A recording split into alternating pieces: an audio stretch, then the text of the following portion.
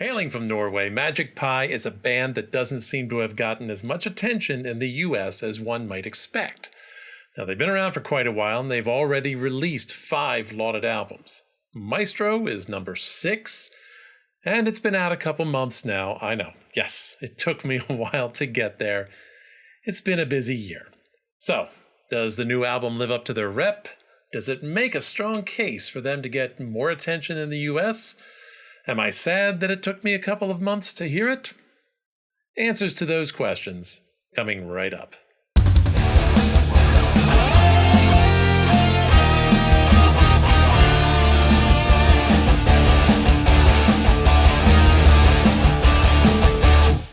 Hey Prog Noggins, Dave here, and this is Bleeding Edge with your weekly album review. So the new album is Maestro, the band is Magic Pie, and I'll admit, I'm late on this one. It's been out for a while, and I'm just now getting to reviewing it. There's no real reason why. It just worked out that way. Sort of slipped through the cracks. I got paired with other things, had some distractions, and, next thing you know, it's a couple months later.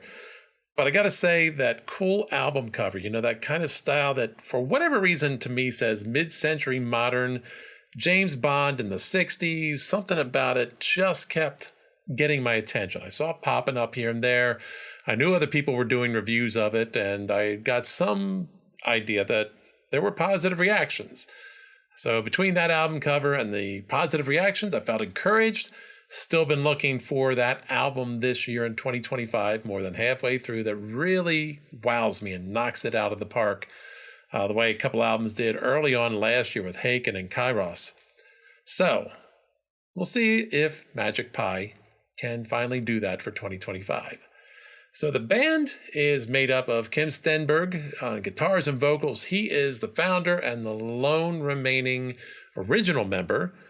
Meanwhile, you've got Lars Petter Holstad on bass and vocals. You have Eiríkur Hauksson, I hope I pronounced that first name correctly. It's the first I've ever seen that, on vocals and guitar, so he is the primary vocalist. You've got Erling Henninger on keyboards and vocals, and Martin Utby on drums and vocals. If you have picked up nothing from that lineup and me reciting the responsibilities, there is an expectation if you're in this band, you are singing. There's a reason for that, and there's a payoff for that, so trust me there. The album clocks in at 7 songs, a little bit over 49 minutes. A lot of that is taken up by that epic lead-off track, Opus Imperfectus Part 1, The Missing Chord. There's a prog title if you've ever heard one. That comes in at 18 minutes, so it has prog cred all over the place. And we'll get back to that later as well. So as I understand it, and as you can tell from the lyrics, if you can follow them, we'll talk about that in a minute too. I got a lot of things we're circling back to. Hang with me here. We're putting pins and stuff, and any other corporate cliche we can throw around out there. We got 3 legs to the stool and low-hanging fruit. Did I get them all out? Okay, let's move on. So the album is a narrative concept about the relationship between a renowned composer and his apprentice, and their shared love of music, and the composer's struggle with imperfection. Now, that's not stated anywhere that I found in an interview or the band's description of the album. That last part is not stated explicitly that it's a struggle with imperfection, but that's what I take away from it. And one more thing to put a pin in. Now, before we start the actual breakdown, I just want to take a moment and say, don't forget to hit that like and subscribe if you could, and follow along with the channel. It'd be great to have you along. My methodology remains unchanged from the beginning of the year. I break it down into 4 categories, and I rate each of those categories on a scale of 1 to 5, now with added fractions. And those categories are intellectual, innovative, technical, and emotional. And depending on what that score is and what my actual enjoyment of an album is, I might add or subtract an enjoyment modifier, as I like to call it. Okay, so we start off, as always, with intellectual. So this, to me, is a really actually very cool story and a pretty creative one. I like the idea of it. It's got a little bit of that sorcerer and the apprentice kind of feel to it in some ways, but not entirely. And I think it's one of those ones that is probably in many ways best told by a musician and a composer. And it carries a message to the listener if they want to hear it. But I also feel in many ways that you don't have to hear that message. You can take it just on the surface as the story it is. And I don't know that it's necessarily meant to be taken as more than that. I don't know that there's a moral to the story. It may simply be a story, and I'm reading into it. And if you've heard me do interviews and talk about things before, you know, on occasion, I read things in that aren't actually there. It happens. But I hear a story out of this that's talking about the struggle of imperfection and living with it. The idea that at times we let perfection become the enemy of great, as they say. I think that's another freaking corporate phrase or corporate lingo there. Sorry about that. I don't know what's going on with my brain today. But, you know, the idea of letting perfection become the enemy of great, as they say, meaning that so busy striving for perfection that one little flaw, one little missing thing means that somebody can miss the fact that there's an awesome product altogether there. Like, don't get so hung up on the idea that if everything isn't 100%, that it's still not 99.5% amazing. And it talks about how we deal with imperfection ourselves, that at times maybe we focus on it. We focus on that little flaw. We focus on that little scratch in an otherwise perfect vase or mirror, that we get hung up on these things. And it takes away our joy in what we did create because we're focused on what we didn't get right. And in many ways, I think this also is reflective of what I've often heard is that age-old struggle with artists, especially great artists, who are never actually ever satisfied or finished with their works. They are always looking to improve on what they've got.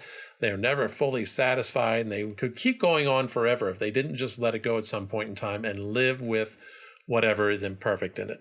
And that's the story here, is a composer who creates this magnum opus and never loves it because he never found what he thought was the perfect ending, but the rest of the world did.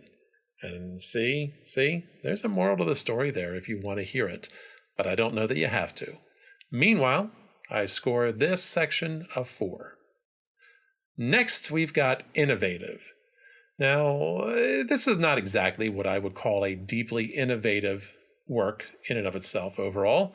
It's really, to me, a very impressive balance between classic style prog and even just classic rock and more modern sounds, especially a la Neil Morse and Transatlantic, got a touch of Dream Theater in there. Once in a while, they do delve into prog metal territory. Overall, it probably does lean more towards the classic style of blues-based rock, so it does have a strong 70s flavor at times, but not so much that it slaps you in the face, not so much that you're going, oh, well, that sounds like this, and this sounds like that, and it sounds like the other. No, that's not really there. They are not, to what I hear, aping other bands. They are not mimicking their heroes and their influences. That stuff's not on their sleeve. It all blends together in a nice stew, as I'm fond of saying, and in a way that is uniquely Magic Pie, which kind of in a way is kind of cool that the name of the band is Magic Pie, because it's like they take all these influences, they take these styles in the past and the present, and they put them together in various ingredients, and out of it they make a confection, a pie that is magic. I don't know why I'm doing this. But that's a cool thing. And I usually love when I can see artists, not the audience, see artists doing that. And they do that very well themselves, I think. And it's a very pleasant blend of influences that really has its own sound to it. In the meantime, though, however, again, not especially innovative, just very cool in the way it sounds, I'm scoring this section a 3. Meanwhile, moving on to technical, balance is once again the word here. And what we have here are melodic compositions intermixed with these more complex instrumental jams and some really glorious guitar solos that just mix the feel of a Gilmour or a Rothery with the technicality of a Petrucci without ever going over the top. And that's the cool part. They are really nicely composed or improvised, or both, solos that are just throughout this album. That the tone on the guitar is amazing. Really good stuff. Really very, very cool. The music overall focuses on the creative and immediate phrasing that doesn't overwhelm the listener, and yet is very hook laden. These guys have I think, a very much a pop sensibility, or we'll say a classic rock sensibility, however you like to put it, where the music can be complex and at the same time approachable, and definitely encourages audience participation with a lot of these choruses. That these things are just hook laden is the best way to say it I can think of. They really puts together some nice compositions here. And yet at the same time, you can tell there's a lot of progginess going on with everything that's happening. They just don't beat you over the head with it. They don't overwhelm you with the complexity of it. They put it out there in a way that is just immediately accessible and approachable. And I dig that. And that's not an easy thing to do. And there are a few bands that pull it off successfully, and these guys absolutely do it. Giving this section a solid 4.5. Now, moving on to Emotional. This is what I would call a very uplifting album. Despite the focus on a character who seems to end up feeling basically hopeless, who kind of gives up in a way because he can't have perfection and disappears, from the world. At no point in time is this really downbeat music that I could think of. It's bright. It's even poppy at times with this upbeat rock feel to it. Really doesn't drift into dark or foreboding territory, except maybe, I guess, a couple of brief moments that for me just tend to reinforce the positivity throughout. It's like those are just there long enough to notice them, and then you get back to the more light and optimistic. There's a word for you. That tone of the album. And given the subject matter, it's almost surprising that they didn't include at least one song that, reflects the protagonist's despair, a song of a pity party, woe is me, oh my God, I can't believe that I'm so sad. That doesn't come out of there. I don't know if they had something written like that they discarded because they felt it didn't fit the rest of the album, or if they just leaned that direction where they felt this just was going to be an optimistic and hopeful feeling album. Something of an impressive feat to be able to tell this story without succumbing to that impulse. Not that I don't like dark music. I usually do. It's not something I think somebody should avoid.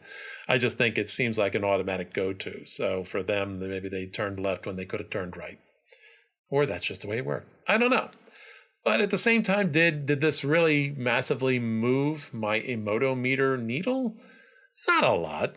In that sense, I didn't fully connect with it on that level, but I certainly did enjoy the jubilant choruses and the overall optimistic sense of it, the overall hopeful and positive sense of the album. So they did get a little bit of reaction from me that way. I'm going to score this section a 3.5. So to recap, here's where we're at. We've got the intellectual comes in at 4, innovative comes in at 3, technical 4.5, and emotional 3.5. You total that up, you get the average. That gives us a raw score of 3.75. And second week in a row of using the fractions, I'm still hitting about the same total raw scores that I've been getting. What are you going to do? It is what it is. All right, meanwhile, the additional thoughts for this album. And it's really is an album that just hits a lot of right buttons for me. And yet I found it difficult to put into words that didn't feel like trite and too, vague. Maybe they still came out that way anyway. I tried. Partly because I think because I couldn't find any printed lyrics. And for whatever reason this week, my brain just refused to stay focused. I was trying to listen to the words. There were no lyric sheets I could find to read. And just I kept drifting off. And it's not the album's fault, it's me. Honestly, I think if there's any point in my life that I really was feeling my undiagnosed ADHD, this was the week. My brain just does not want to stay on track. So staying focused on the lyrics and listening to them and paying close attention was a struggle, but I did hear enough, it turns out. It does turn out that I caught more than I realized when I read a few things about the album just to get an idea what I might have been missing. So in that sense, yeah, overall, I did enjoy this album more than one might expect based on my descriptions, I think. Interestingly enough, I read people comparing Ericker's, I don't know, a voice to Ian Gillan of Deep Purple. I didn't hear that so much myself. Certainly, I read those comparisons after I'd heard the album. And so it wasn't something I was hearing to begin with. He did have a definite familiarity of the voice. I think he might be slightly less nasal than Ian is and a little lower in tone. But I guess in retrospect, there are some similarities. But I found his voice really, what it stood out to me was really so expressive. And he does a great job of using it to great effect just with changes in timbre and grit and other expressive techniques for which I have no name. I have no term that I know of. He just puts a lot of personality into his singing and his phrasing and the way he enunciates and the way he hits certain words, certain ways. Just really cool. Just so much personality that comes out of it. And I think he's a really, really expressive singer. And that stood out a lot for me this time around. Yeah, I wasn't entirely thinking that the falsetto parts worked for me in this particular case, but really in the end, that's a minor quibble. It's to me, it's the flaw that highlights the high quality of the rest of the album, which is interesting because we talked back to the idea of missing how great something is because of the flaw. And in this case, I'm talking about how a small flaw actually highlights the rest of how the album is wonderful. So mirror image of the concept there, huh? It's all about perspective. Same time, it's almost also possible that it wasn't him doing the falsetto. As noted earlier on, everybody sings on this album. It is a requirement, apparently, if you're in this band, you're gonna sing. So it could have been somebody else doing those parts. I don't know. I couldn't possibly tell you. My ear's not good enough to know if those falsettos belong to him or somebody else. Just saying it didn't quite work for me. That's all. Just one of those little quibbles. Now, the tracks that really stood out for me in a particularly good way, I mentioned earlier, Opus Imperfectus, Part 1, The Missing Chord. Great prog song title. Great prog song length. It's an grand epic prog song done at a high level, multiple movements, grand themes, instantly memorable chorus when it's in there, mesmerizing guitar work in the middle of it in particular, and a sense of once the song is over that you've taken a journey. Just exquisite. Like that to me ranks up there with some of the best songs I've heard this year and actually in the last few years. The second choice is tough. I couldn't settle because I felt like the rest of the songs were very close in equal quality. But I think in the end I leaned towards By the Smoker's Pole. And just for the slightly moodier, mid-tempo feel, the slow burn, the slow build up to, a little bit heightened but not overblown, and the closing guitar work. Loved that. That was, again, that stuff I talked about with the feel and the technique and the Gilmour/Rothery feel to it and the tone. Great stuff. Always hits a sweet spot for me when somebody can do that. Now, anyway, as I said, feels like my enjoyment was actually a little bit more than what the raw numbers said, what the raw score said. So I am adding a positive 0.25 to the overall score for my enjoyment of it. And that gives us a final score of 4. So I shared my thoughts. Now you share yours. That's how it works here in the ideal world, I think. If you haven't heard this one, go listen to it. Come on back. We'll wait. It is definitely worth your time. And in the end, what did you think if you've heard it? Agree with me? Disagree? Did you hear more 70s classic rock in there than I did? Or maybe more Ian Gillan than I did? Let me know in the comments section. That is what it's there for. And while you're doing that, don't forget to take a moment, do the like and subscribe thing if you could, and we'll get to talk prog every week. That would be pretty cool. Coming up next time, it has been a long time since Trope debuted with Eleutheromania. I'm happy I said that on one shot, no edit. And they've just completed their second album. And it's a big one. This is an ambitious, double-sized album. And I'm lucky enough to get to check it out well in advance of the release date. And I will be able to share my thoughts with you about that next week.